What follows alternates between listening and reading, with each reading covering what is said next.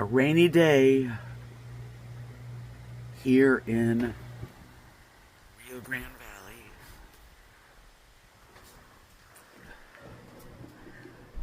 In a little town near the border.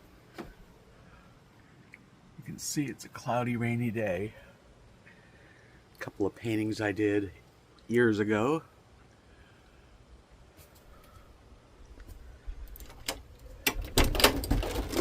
We need the rain though.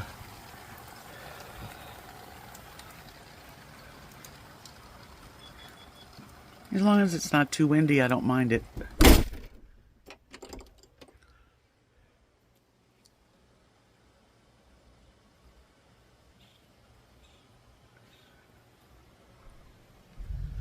Here's some of my artwork.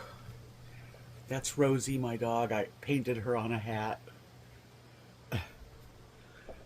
And that's Lily. That's Bowie. I painted watercolor painting of my little dog, Bowie.